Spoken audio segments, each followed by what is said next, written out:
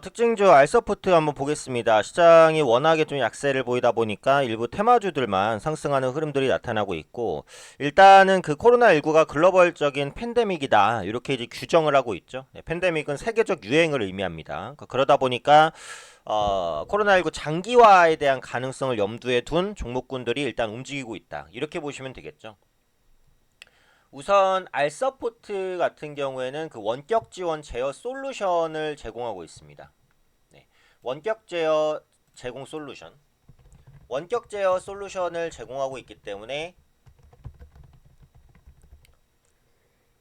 재택근무 수혜주로 분류가 되는 상황이죠. 네. 원격 제어 솔루션을 제공하고 있기 때문에 재택근무 수혜주로 분류가 되고 있죠. 지금 보면은 글로벌 대기업들이 대부분 이제 재택근무를 그 지원하겠다, 이렇게 이제 밝히고 있는 상황입니다. 그래서 애플도 그렇고 아마 마이크로소프트도 그렇고 국내 기업뿐만 아니라 글로벌적인 기업들이 재택근무를 좀 권고하고 있는 상황이에요. 그러니까 일을 안 할 수는 없고, 근데 일을 이어갔을 때 출근을 하게 되면 많은 사람과 부딪히는 것이 또 불가피하기 때문에 이제 재택근무를 하는 것이 좀 더 낫지 않냐, 이렇게 이제 판단을 하는 것이고, 국내에서도 보시면 이제 수도권을 중심으로 재택근무가 좀 확산되는 그런 모습들 나타나고 있습니다. 그래서 어제 보시면은 그 박원순 서울시장이 구로구 콜센터 사업장을 기점으로 서울시 바이러스 확산에 코로나19 정례 브리핑을 열고요. 지금 콜센터를 운영하거나 직영, 위탁하는 곳은 대체로 대기업들이라는 거죠. 충분히 이제 대체 사무실을 확보하거나 일부는 재택근무를 하는 협의에 따라서 가능하다라고 판단을 했어요. 물론 자기가 이제 가능하다고 말한 거고, 대기업들은 스스로 이제 판단을 할 텐데, 어찌되었던 간에 웬만하면 이제 재택근무를 좀 해라, 이렇게 정부 측면에서도 좀 권고를 하고 있는 상황입니다.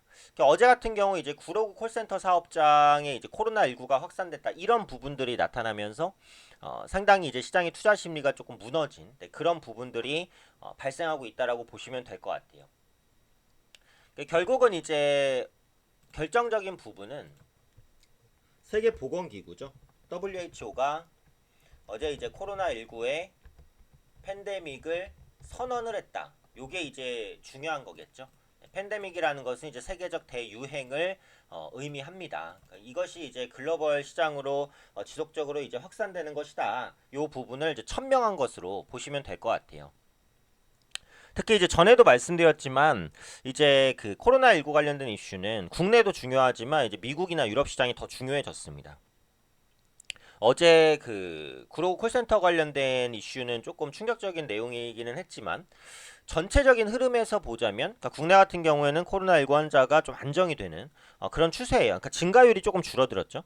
근데 미국이라든지 유럽 시장 같은 경우에는 급속하게 증가율이 확산되고 있는, 이탈리아나 이런 국가들은 굉장히 심각하잖아요. 그래서 그런 부분들에 이제 노출이 되어 있기 때문에 글로벌 시장에서 이런 부분들이 조금 진정이 돼야 뭔가 이제 결론이 나오지 않을까 싶어요. 그래서 당분간은 이런 원격 진료라든지 아니면은 진단 키트, 백신 이런 관련주들이 시장의 공포심을 타고 이제 상승하는, 네, 그런 모습들이 나타날 수 있다라는 거죠.